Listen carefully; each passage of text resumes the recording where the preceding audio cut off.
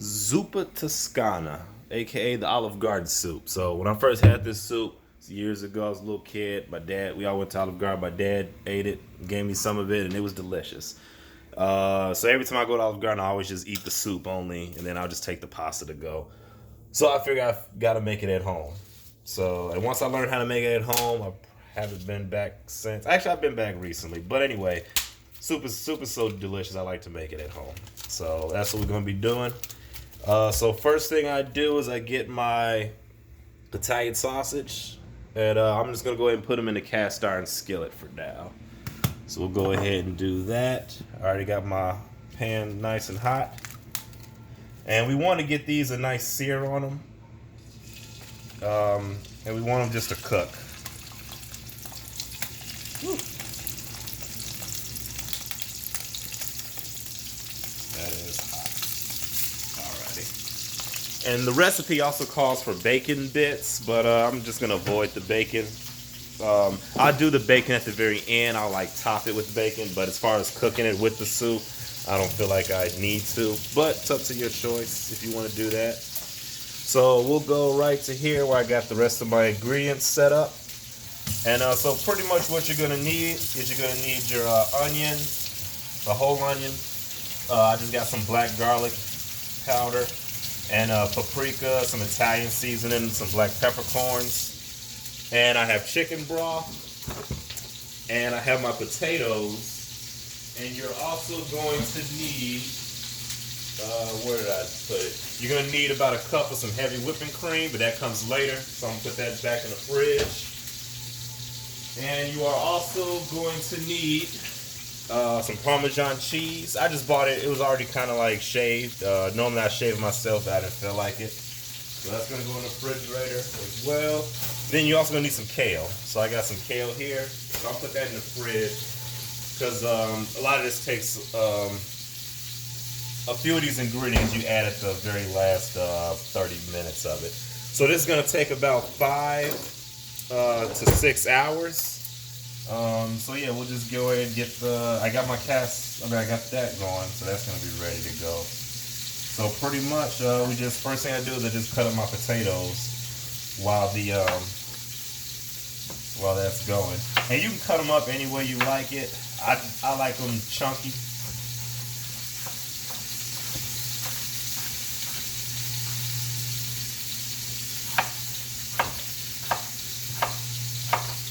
Doesn't really have to be perfect, but and the recipe calls for 4 to 6 potatoes. I always do 5. I feel like that's a good enough number.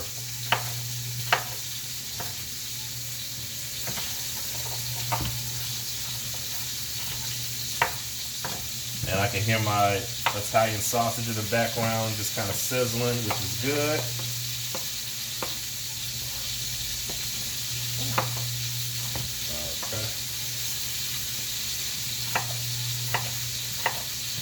And you could dice these up any way you want to. Sometimes I'll shave.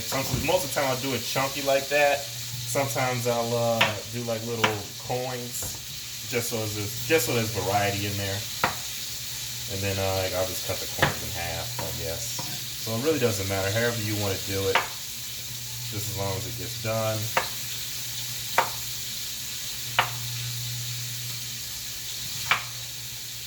Alrighty, so this actually looks like enough potatoes. Looks like more than enough. So I'm gonna end it here. I'm not gonna use this last one, small anyway. So now what I'm gonna do is I'm gonna take these and put them in the pot.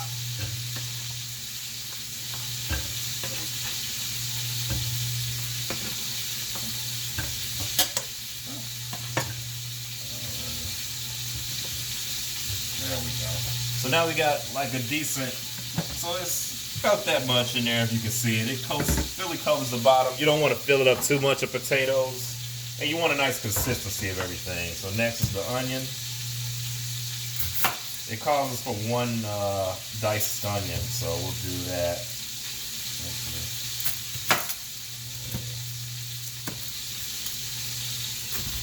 So actually, I'm going to take this before I get to my onion. I'm going to come over to my sausage.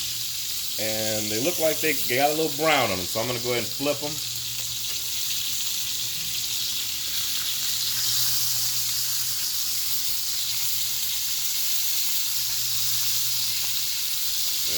So actually, I'm gonna put them all in the middle so they'll all get nice and brown. This little guy can go over here. Put him here, and then we'll cut it up to a nice medium. Actually, we'll cut up to medium high, because I want that to start cooking. All right. Now you can also get the Italian sausage that's already diced up, but for some reason I like the whole links better. So I'm just gonna get this onion, get this last layer peeled off, and then we're gonna put our onion in there.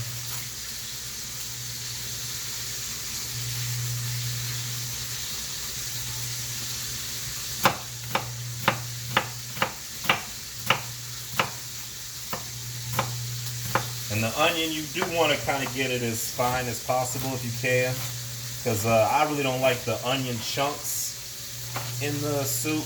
I kind of want the onion to render down and kind of be non-existent. But the flavor it adds is very amazing, so we'll definitely keep that in there. And the reason why I got a large onion is because my onion chopping skills really aren't that great. But if you get a large enough onion, you got plenty to work with. So that's more than enough onion right there. I'm actually save this for another time. And then we will just put that in there.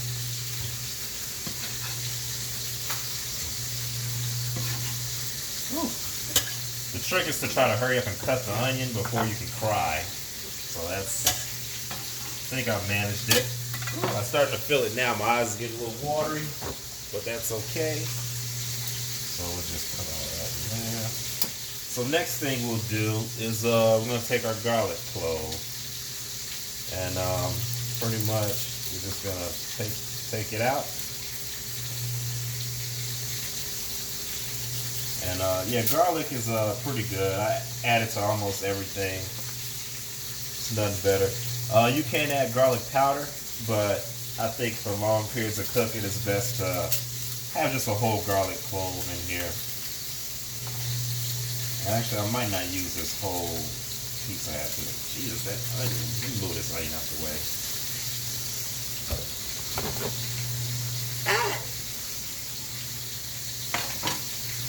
As you can see, the onion is making my eyes water. This ain't no joke out here. It's no joke. This onion is serious. Serious business, this onion. This onion ain't come to play.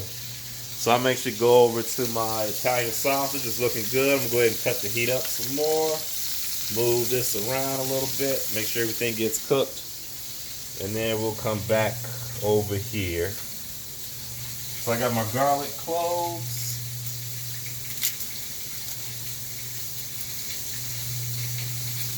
And the recipe calls for like a tablespoon of minced garlic.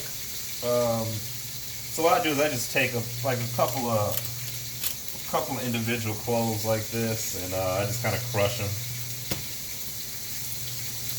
And then I just kind of dice them up as best I can. Try to get some of the skin off of it. You don't want the skin in there. I got my crock pot on high because I do want to start I just plugged it in not too long ago, so I do want it to hurry up and heat up. So that's why I do that. And I just take my garlic cloves, my minced garlic or whatever, and then I just throw that in there as well. Alrighty, so that's that. Now I can also add some of my black pepper in there too. This I kind of added in every time I come to check it. I'll add a couple of that in there. So there's really no need to add it now, but I'll add something to get it started. I'll add my paprika in here and a little bit of Italian seasoning. Oh, that is too much. Okay, kind of shook away from me there. Oh, I don't have the top on there. Okay. So that way, that'll be plenty enough. So I probably won't add any more of that. And I also got some black garlic seasoning, but I already got garlic in there, so I probably won't add any more of that. So I hear my Italian sausage sizzling. So we will go over to see what we got there. Let me just put all this over here.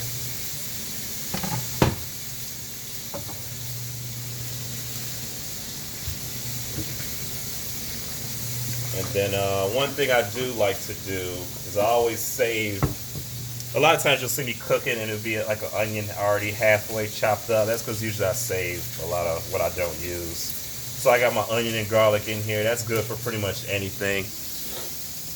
Any dish I want to do, onion and garlic is really good for that. So now I'm going to come back to my Italian sausage. I'm going to check on it. Woo. As you can see, we got a beautiful sear on it. Beautiful sear.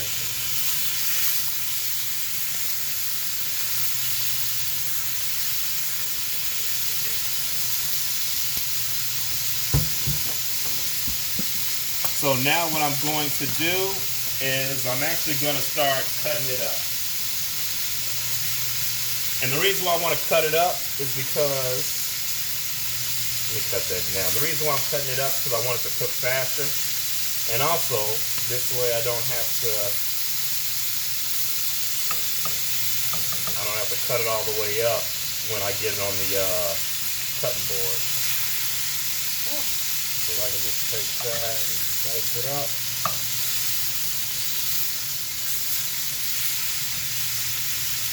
So I'm cutting it up and I'm putting the undercooked side down just so it'll cook a little bit faster.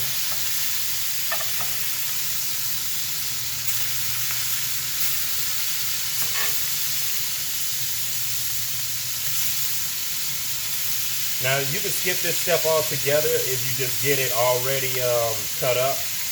But I prefer to cut it up myself because then I like the bigger chunks of meat in the soup. The other soups that I've had, the meat was like it was hard to find the meat in there. But I like big chunks of the sausage in there, so that's what we're gonna have.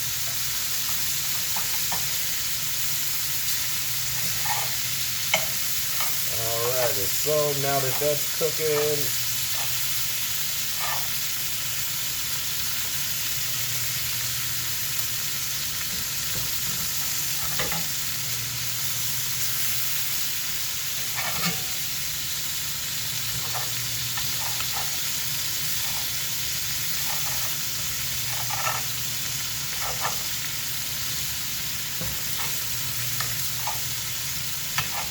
there we go. Alright, so now that's cutting up pretty good.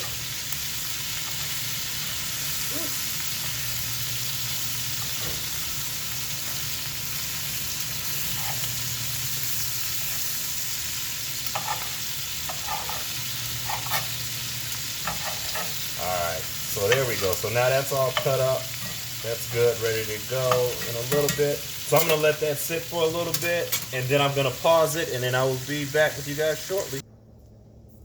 Alright, so we're back. I cut it up a little bit more. I took it out of the skillet, so now it's just resting a little bit. Now so we're pretty much almost set, but the main thing I have to do, or you want to do, is you want to make sure you squeeze all of the juice out of the meat. If you don't do it, what happens is the very top layer is going to be like a little fatty residue on top of the soup, and it looks unappealing. Still tastes good, but it just looks bad. So I always get some butcher paper or even some paper towels, and I kind of squeeze out as much juice as I can, or not squeeze out the juice, but I just want to get a lot of that oil out. If you do squeeze out all the juice and all you got is just dry sausage, that's fine because you're going to put it in broth anyway. Yeah, so yeah, I just got to make sure I just get rid of all this excess grease because that will make the soup greasy. And so I just kind of squeeze everything out. Alright, let's see what we got here. So yeah, see, as you can see, this butcher paper is just soaked, and you don't want any of that in the soup. At least I don't. I don't like that in my soup. So then, yeah, we'll just give a little pat dry and everything. And you won't be able to get it all, but the main thing is you get most of it, so it's not too greasy, and then you're good to go. So now I'm just gonna take the rest of the meat. I'm just gonna put it in there. And this is the last ingredients to add. So I got my potatoes, got my onions, I got my garlic. Alrighty. So now I'm gonna cut my pot on low because the pot is kind of hot now. So I'm gonna cut my pot on low. Can't forget about you. Alright, so actually, yeah, we'll bring this close. So now we got the pot ready to go pretty much. Let's see if I can bring this in. So now I just give everything like a little mix around, just to kind of mix everything in there. And then the base for it is pretty much chicken broth. So you just want to pour just enough to cover the top. You don't want to fill it all the way up. And the recipe calls for like 32 ounces of it, I think. I always get the 48 ounce one because it seems like I always need more than what the recipe calls for. But they also say you can add water instead. But I think I'm gonna add all chicken stock to this instead of adding water. So yeah, that's pretty good right there. Just gonna mix that up. And there we have it. So we have our Zuppa Toscana, and this is gonna sit in the pot for maybe, the recipe says 4 to 6 hours. 4 to 6 hours on low, 3 to 4.5 hours on high. I like to cook it on low. It gives me more time, more room for error. So I'm going to just let this sit like that.